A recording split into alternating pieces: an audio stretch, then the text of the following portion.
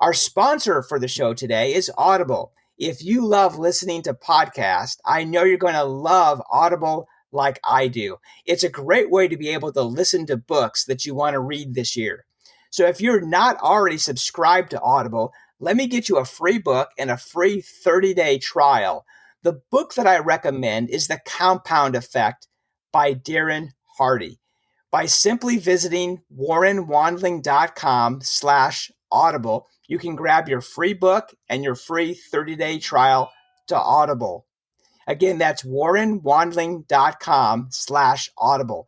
WARRENWANDLING.com/AUDIBLE. Well, welcome back to another episode of How to Become an Obstacle Buster. I'm your host, Warren Wandling, the show that's dedicated helping leaders and entrepreneurs to overcome their obstacles, build resilience, and achieve success. And I have a great guest with me today to do just that, James Sinclair. Welcome to the show, James. Thank you for having me, Warren. Yeah, I'm really looking forward to our conversation today to let our audience know a little more about your background as a chief executive and co-founder of Enterprise Alumni. Tell us about your business.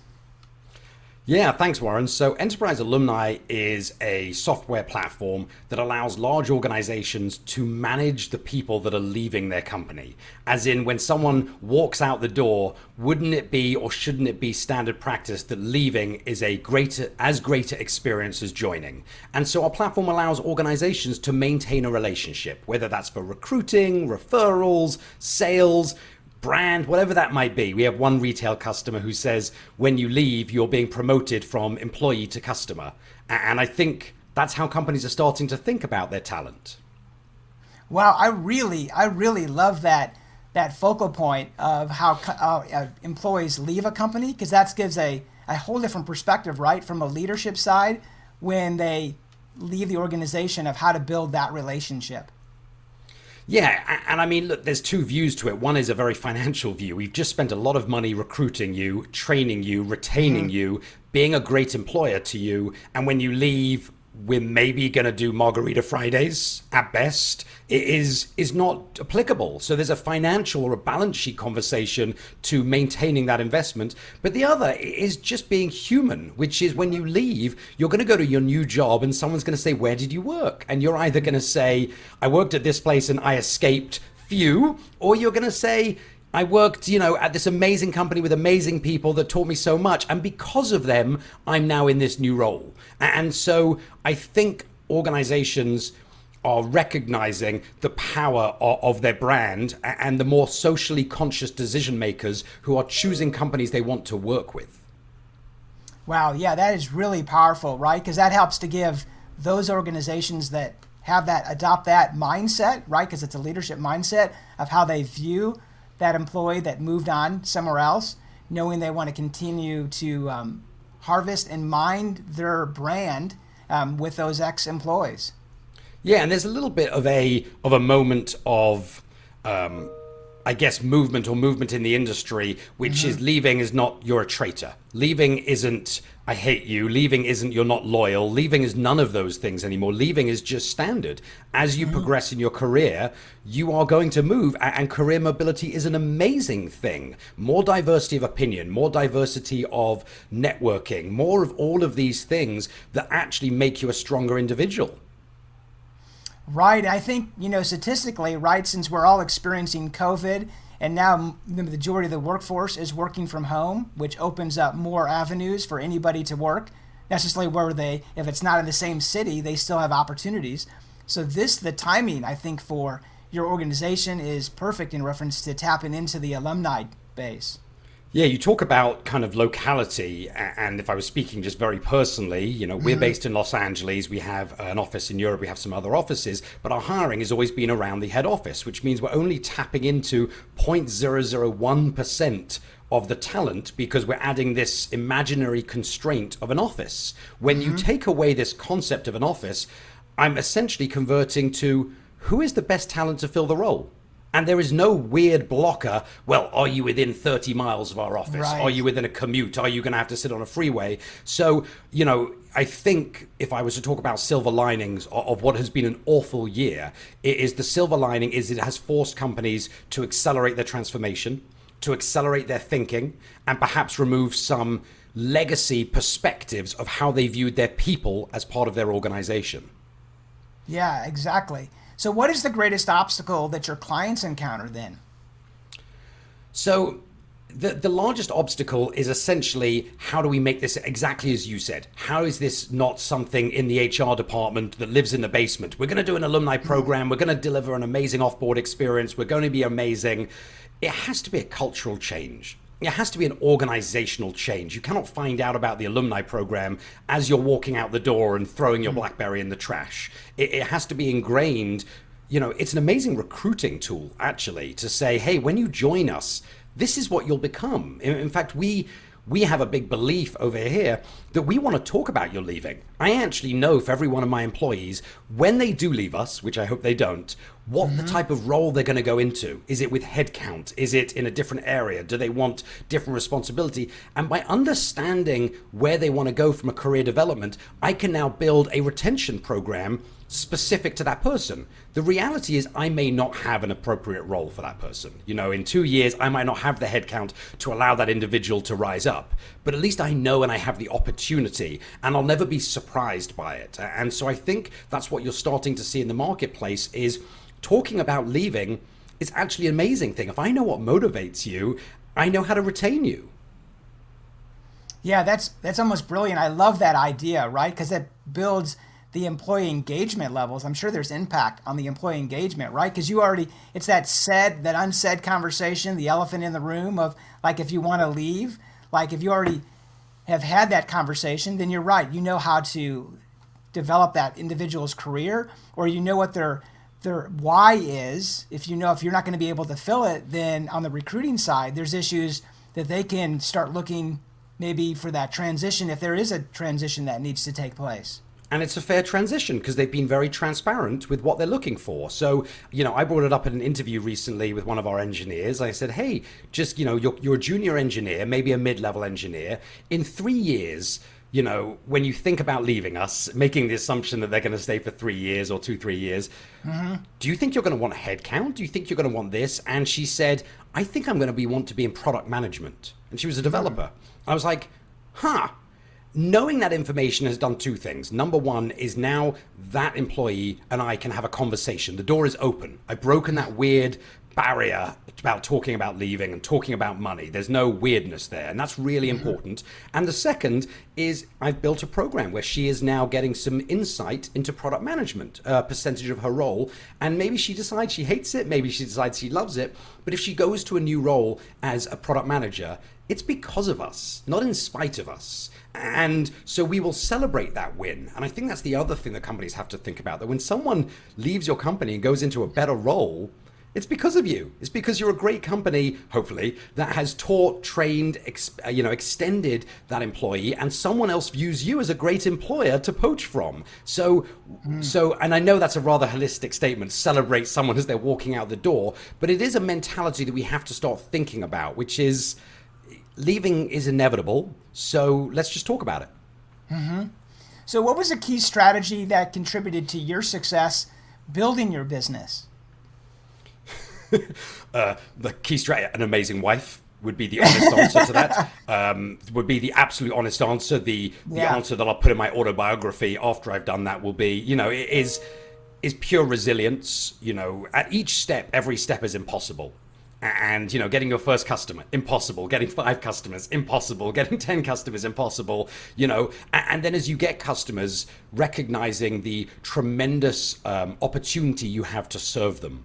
To the, you know, I feel very strongly about making sure that our customers understand the appreciation we have that they chose us. And so you end up getting impatient. You want to do more, you want to get more, you want to deliver more. And as you get more customers, the needs expand. But ultimately, I think number one is being resilient. Number two is really understanding my strengths and doubling down on my strengths versus trying to double down on a weakness. I'm not looking to get a weakness from 5% to 10%. I'm looking to get a strength from 75% to 95%. And so over the years, I've become a lot better about managing my goals, managing what I'm great at, and I'm really doubling down on that. And I wouldn't say it's the secret to success. I would say that that is just something that I think people sometimes believe they have to be the masters of everything. And sometimes when you try and be the master of everything, you become the master of nothing. And that's important to recognize in terms of self-awareness. And I'm not saying I'm perfect at it, but I think that is an important area for us as a business. Yeah, I think that's a great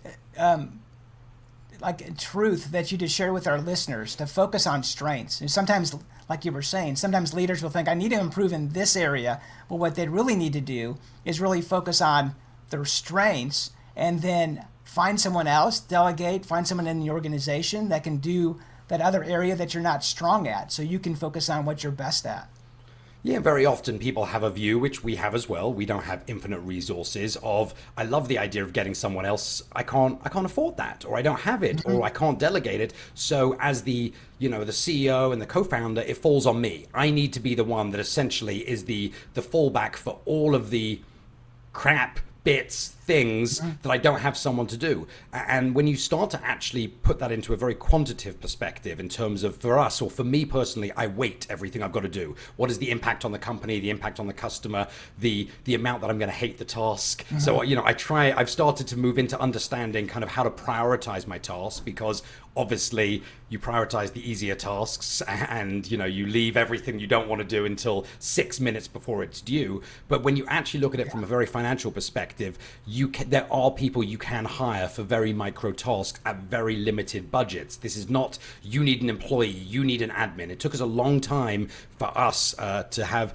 an executive assistant, to have a chief of staff, because budget. I'd rather have a developer who's moving my customers forward. So there's a real mindset at the beginning that you want everyone you employ to be moving your customers forward. And at some point that changes, and you have to move the company forward. And that's when we started really focusing on understanding where we're great and where we need help. So why is it important in how you leave an organization must be as positive as how you joined?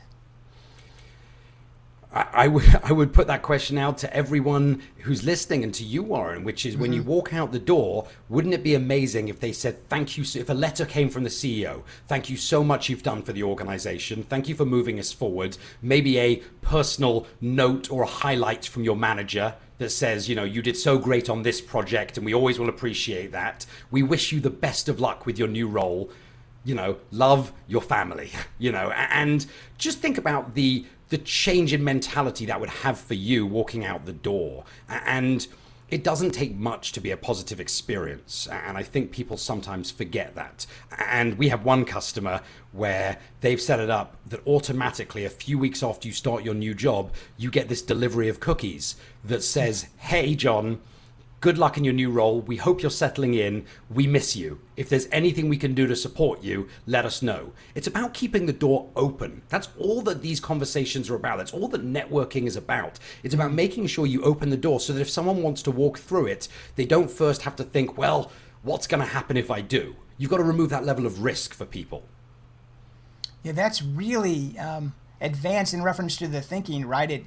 It covers in reference to building more of a recruiting pipeline, but also that goodwill. If somebody's looking for a position and they know you have an opening, they would refer possibly back to that company.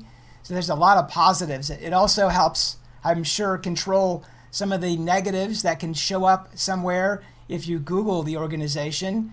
So that's going to deter that behavior if you're leaving on a positive note.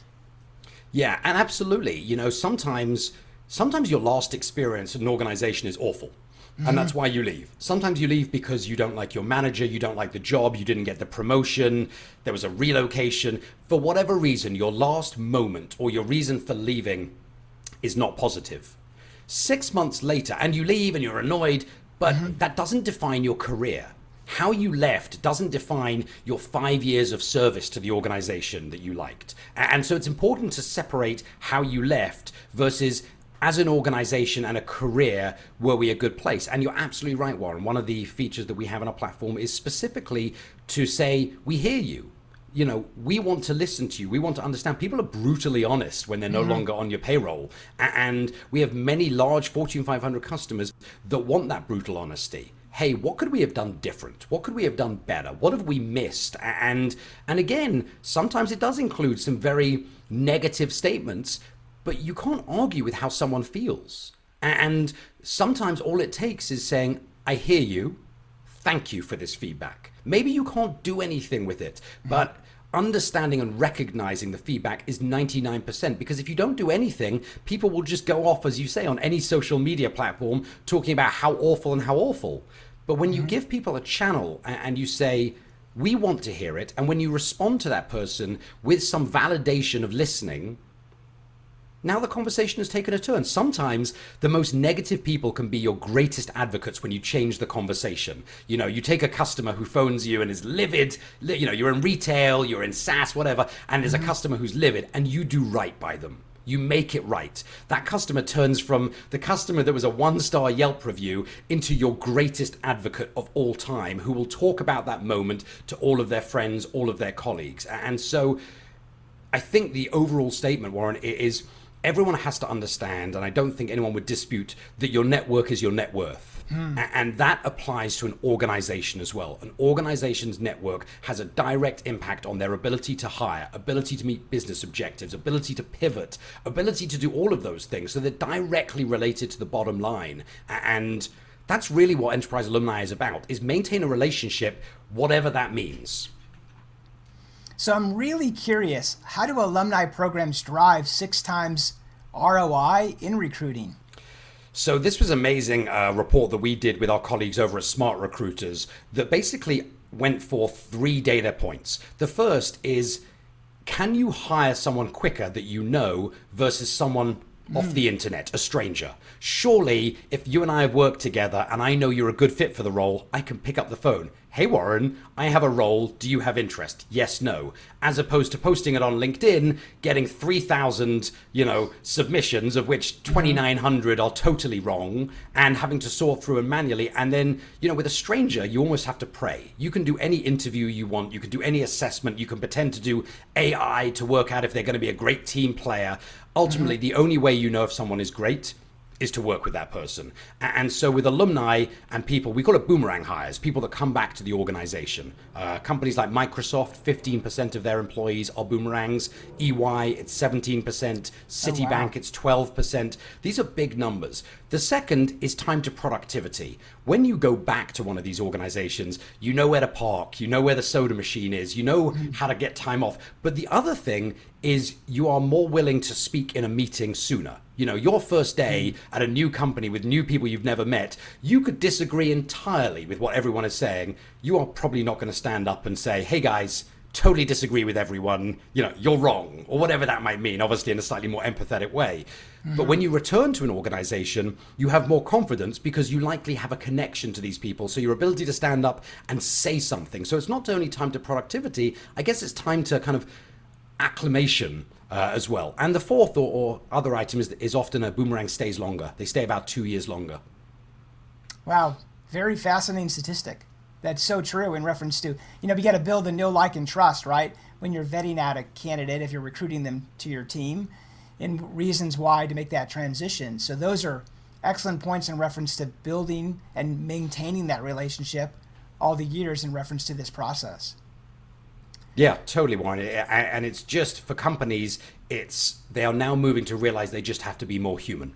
This is exactly the same as companies on Twitter. When you post something about a product on Twitter, the old way is you would get like a computer reply. Sorry for the issue, that's it. Now when you get a reply, it's yikes, sorry for the issue, and the, Alex, the name. People are they're recognizing that being human isn't a negative. Recognizing an error isn't admission of guilt and liability. It's being human and being a great company. And you're just seeing this across all of the channels, with all of the brands recognizing it's okay to be human. We don't have to hide behind our brand. And so as you start to see these large organizations develop these alumni programs, you essentially see them building an army of advocates. That's it. You're building a massive army of advocates that you can then leverage for whatever that might mean. It doesn't have to be recruiting. It could be sales. It could be retail. There's so many opportunities. Why would you choose your service provider to be T-Mobile versus Verizon when they're the same price? Well, I know Frank, and Frank used to work at T-Mobile and he loved it there. So the power of the brand cannot be understated. Yeah, as the author of the soon-to-be-released book, The Alumni Advantage, what really inspired you to write that book, James?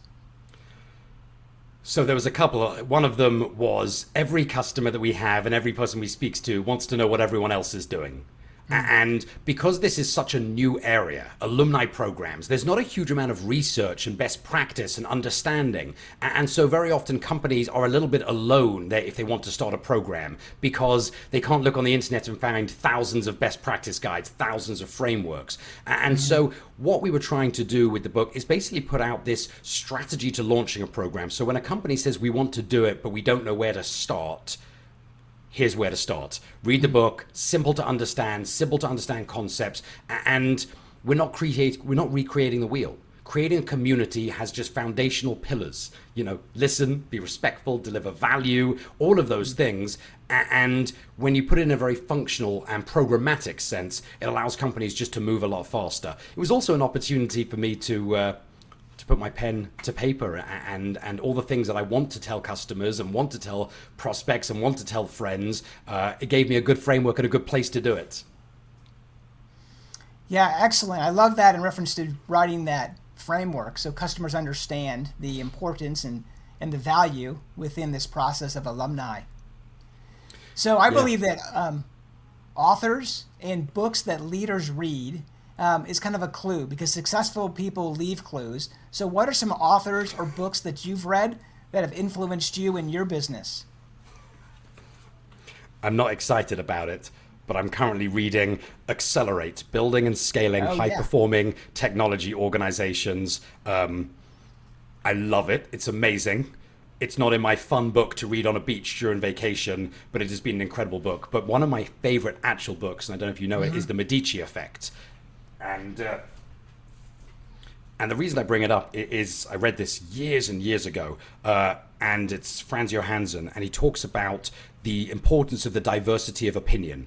Take two people who have no connectivity and give them a problem, and they will solve it better than two people who have the same skills, the same MBA, and the same X, Y, and Z. And so Franz really reframed my understanding that someone who has lack of knowledge doesn't mean lack of understanding or lack of ability to develop a solution. And then the only other book that I've always loved is the first book I ever read, which is What They Don't Teach You at Harvard Business School. And I forget the name of the author, and I know he passed away, but it was a tremendous live book of how he built his international agency business.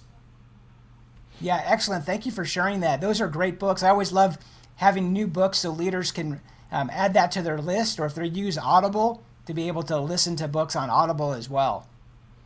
Yeah, sometimes it takes someone putting something in perspective that makes you say, I get it. And so I love books that have real world frameworks, real world examples, real world outputs, not just, hypotheses and, work hard, play hard. No, just very functional. Let me show you how I did this, because you can often take core attributes of success and failure and replicate them. And I'm a real big believer of that.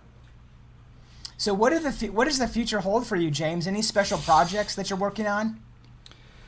So for us, growth. 2020 and 2021, again, a small silver lining, if there can be one, has been how human customers have become. And because they've become so human, they've developed these alumni networks. So we've seen our customer base absolutely explode. So I think the future is maintain focus on the customers. It's so easy to want to, as you scale, turn your back on the customers and focus on the organization.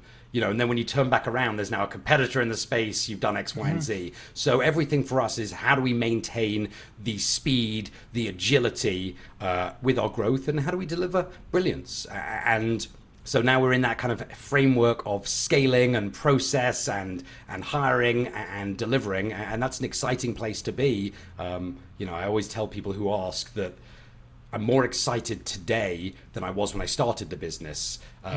Because the level of impossibility changes to become more inevitability. Each step we take forward, each customer we get, each delivery we do, it's more inevitable that we might succeed. And so that's how I kind of always look at it. Yeah, excellent. So if our listeners wanted to connect, which I know they will, what's the best way for them to be able to reach out? So If you want to check out what we do, enterprisealumni.com. But if you want to have a chat with me, if you like something I said, if you disagree vehemently with something I've said, amazing. I want to know about it. LinkedIn, find me, James Sinclair, send me a message. I'm always keen to hear how other people are solving the same challenges we're going through and who maybe have another book that I should read or follows. So I love to hear from people at all times. Oh, excellent. And I'll make sure all those links, James, are in the show notes. Oh, amazing. Thank you, Warren.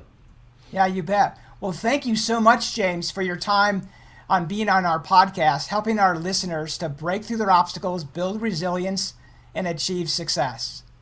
Thank you so much for having me, Warren. Yeah, I've enjoyed the conversation. Well, this is your host, Warren Wandling, saying until next time, be resilient